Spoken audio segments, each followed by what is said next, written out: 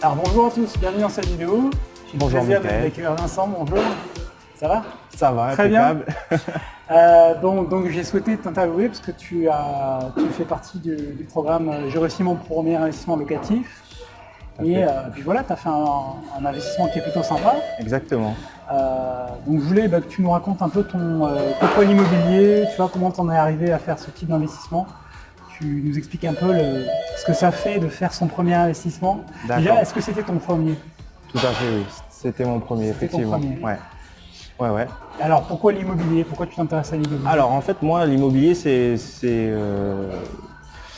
en fait, ça a commencé il y a déjà quelques années. J'étais étudiant et je me suis dit comment devenir riche. Donc j'ai tapé ça tout bêtement sur Internet. D'accord, il y a des gens qui font ça. Exactement. Donc j'ai fait ça, j'ai recherché pas mal, je suis tombé sur pas mal de sites, et dont le tien. Donc du coup j'ai accroché sur tes articles.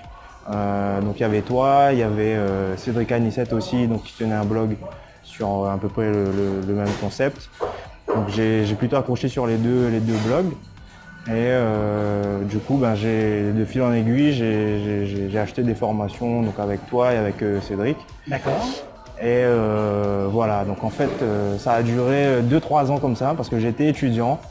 Donc j'étais assez frustré. Tu t'es formé avant de pouvoir réellement investir? Exactement, ouais. Je me suis formé pendant...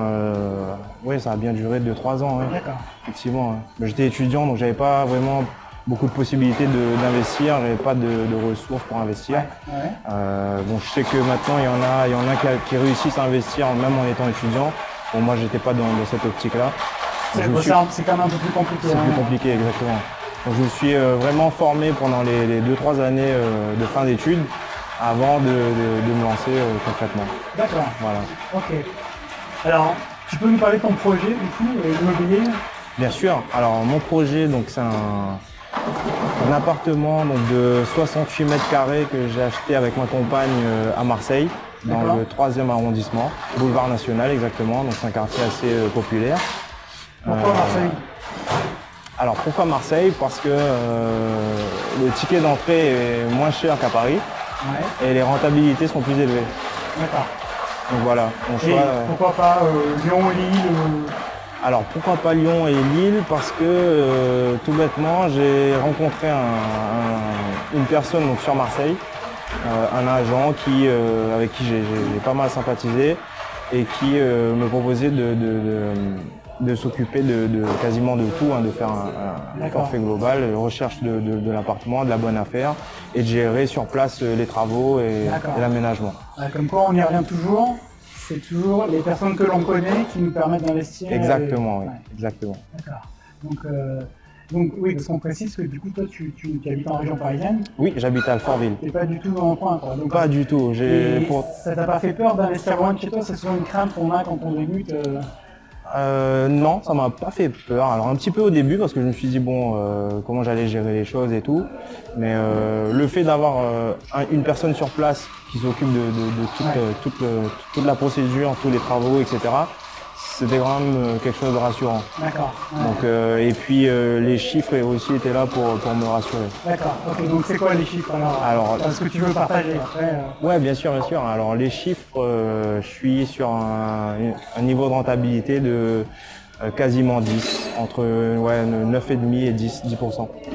Brut, net? Brut. Exactement. D'accord. Pour donner un peu plus de chiffres, l'appartement, on l'a financé, tout compris, les travaux, l'aménagement, les meubles, etc. On l'a financé à 138 000 euros. D'accord. Donc aujourd'hui, on a des mensualités de crédit à 650 euros. Je suis en train de faire une délégation d'assurance en ce moment, donc ça va se réduire à plus ou moins 600 euros. D'accord. Et j'ai 1140 euros de loyer. Ok, donc 650 euros de crédit, 1140 euros de loyer. Exact. C'est bien ça. Exact. Très bien. Ok. Et donc du coup, quel est le mode d'investissement que tu as choisi pour ton appartement? Alors je suis parti sur une colocation. Colocation. Ouais. Donc l'appartement c'est un 68 mètres carrés. À la base on était sur 2 chambres avec un grand séjour salle à manger. Merci. Merci. Ah, quand on a les boissons carrées, ça va mieux tout de suite. Ça va mieux, effectivement, ouais, ça rafraîchit. Alors du coup, oui, 2 chambres avec un grand séjour salle à manger et une cuisine indépendante. Donc on a tout refait dans l'appartement, on a créé une 3e chambre et voilà, donc on a tout aménagé. D'accord. Combien de temps alors il s'est passé entre le début et puis le moment où tu as eu l'idée déjà d'investir et puis le moment où tu as eu ce premier appartement? Alors l'idée d'investir, c'est arrivé déjà depuis, alors que je dise pas de bêtises, fin 2013, début 2014. L'idée avait déjà pas mal mûri, mais on était plus dans une première phase de créer une épargne de précaution avec ma compagne. D'accord. Donc on s'est pas mal privé pendant 2-3 années, on a mis pas mal de sous de côté avant de se lancer. Et donc concrètement, l'affaire elle est tombée en octobre 2014. D'accord. Voilà. 2014. Okay. Octobre 2014. Alors on a eu pas mal de soucis pendant l'achat. Ouais, des soucis de quel ordre? Alors si tu veux, on est passé par un courtier donc pour le prêt immobilier. D'accord. Et en fait on en a eu 2. Le premier nous a complètement planté. Qu'est-ce qu'il a fait? Il a rien fait. Il a rien fait. Voilà. Ça arrive parfois. Donc il a rien fait. On a eu donc tu sais on a signé le compromis, on avait le délai d'obtention de prêt, etc. Et pendant 3 mois, donc il s'est rien passé. On n'a pas eu le prêt, le courtier nous a complètement planté. Et on a été obligé d'une part de trouver un autre courtier. Ouais. Et d'autre part de gérer tout ce qui est prorogation des délais sur le compromis, négociation avec le vendeur pour pas qu'il nous bloque l'affaire. Quoi. Ouais. Voilà, donc c'était pas évident, beaucoup de stress. C'est les galères, les galères, moi à chaque fois j'ai les droits à ce genre de trucs. Ouais, j'ai vu que tu avais connu ça aussi. À chaque fois. D'accord. Donc entre le compromis et la fin des travaux, il s'est passé grosso modo 1 an. Ouais. 1 an. Ouais. D'accord. Quasiment 1 an. Ouais, donc c'est une leçon importante aussi, c'est que faut se laisser du temps, faut s'accrocher aussi, parce qu'il y a des moments des fois où c'est délicat. Quoi, effectivement. Ouais. Qu'est-ce qui t'a le plus surpris parmi ce truc-là quand tu as fait la... Alors bonne surprise ou mauvaise surprise? Peut-être les 2. Alors mauvaise surprise, c'est justement là, les aléas qu'on rencontre. Donc le premier courtier qui nous a complètement planté. Alors ça c'était une mauvaise surprise qui en a amené une bonne, parce qu'au final on a rencontré un 2e courtier qui s'est avéré être excellent. Mauvaise surprise amenant une bonne surprise, donc le bon courtier. Qu'est-ce que je pourrais dire d'autre? La deuxième chose, c'est qu'on a eu, juste avant la signature de l'acte définitif, on a appris qu'il y avait des travaux de ravalement de façade qui avaient été votés. D'accord. Donc c'était pour notre pomme. Ah oui. Ouais. Mais donc ce qu'on a fait, c'est que j'ai remis tous les chiffres à plat, et même avec le montant des travaux pour le ravalement de façade, on était sur une bonne affaire, donc on s'est dit allez, on y va, on fait l'effort. D'accord. Voilà. D'accord. Ouais, donc ça fait partie aussi des surprises. Ça fait partie des surprises, exactement. D'accord. Okay. Et alors comment tu vois la suite du coup pour toi en termes d'investissement Alors la suite, je suis assez j'aime pas trop en parler avant d'avoir réalisé mes affaires, mais grosso modo actuellement on a une 2e opportunité qui se présente à nous. D'accord. On est encore en train de réfléchir un petit peu, mais je pense qu'on va se lancer là-dessus. D'accord. Donc c'est exactement le même type de bien à Marseille toujours. D'accord. Et ça serait une affaire que l'agent avec qui on a traité initialement nous présente en ce moment. D'accord. Voilà. Okay. C'est plutôt bien. En fait, si tu veux, tu parlais de bonnes surprises. La bonne surprise aussi, c'est qu'on a quand même on a élargi notre réseau. On a créé un petit réseau pour l'instant, qui n'est pas énorme, mais on a un agent sur place à Marseille qui flaire de très bonnes affaires.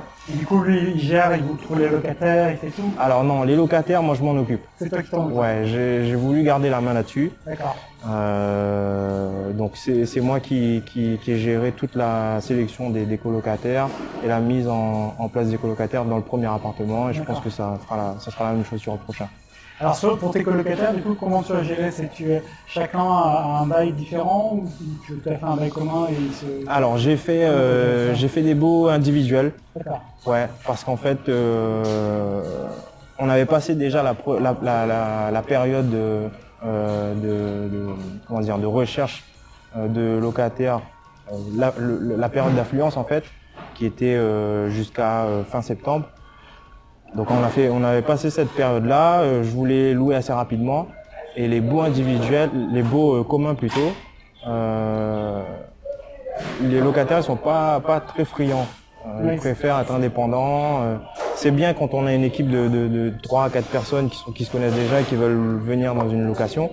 Mais là, c'était pas le cas du tout, donc je suis parti sur des baux individuels. D'accord. Voilà. Okay. Et puis, bon, c'est sûr qu'on n'a pas, comment dire,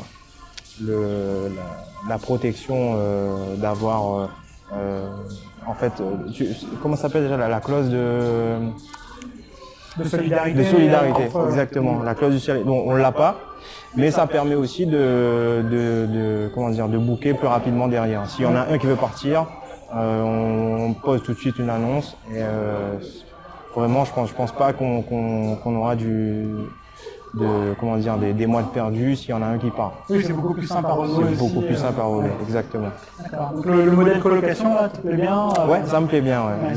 Ça optimise pas mal le rendement. Oui. Comme je disais, là, on est à quasiment 10% de rentabilité brute. Si j'étais parti sur une colocation meublée classique, j'étais quasiment à 7%, à peine 7% de rentabilité brute. Ouais. Ouais, non, ça donne pas mal. Effectivement, c'est un bon compromis entre du saisonnier et puis exact. La location meublée même à l'année. Tout à fait. Et le saisonnier, bon, ça m'intéresse aussi, ça me trotte dans l'esprit. Mais bon, je m'y mettrai pas de suite. On regarde un petit peu avec ma compagne là, pour investir en saisonnier sur Toulouse. Mais bon, on connaît pas grand monde là-bas, donc on temporise un petit peu là-dessus. D'accord, oui, c'est un autre mode après. C'est un autre mode. C'est différent. Ouais. Okay. Exactement. Ok. Est-ce qu'il y a un truc que tu veux ajouter, que tu aimerais dire à propos de l'investissement immobilier, ton parcours ou... Alors, qu'est-ce que j'aimerais dire? Bon, je suis un petit moi dans ce monde d'investissement immobilier, mais pour moi, ce qui est important, c'est vraiment de se former dans un premier temps, de capitaliser un peu de fonds de roulement dans son argent propre, dans son argent personnel, d'avoir une réserve de sécurité. Un petit trésor. Pourquoi? Parce qu'au niveau des banques, ça passe mieux quand on veut faire un prêt immobilier et qu'on a un peu de trésorerie de côté. Donc ça, pour moi, c'est important. Et puis la troisième chose, c'est vraiment de se lancer, quoi. Faut y aller parce que on trouvera toujours des raisons de pas y aller. On aura toujours peur, on aura des obstacles et tout, mais vraiment, il faut y aller. Voilà. Ok. Bon, très bien. Merci pour ton témoignage. Merci à toi.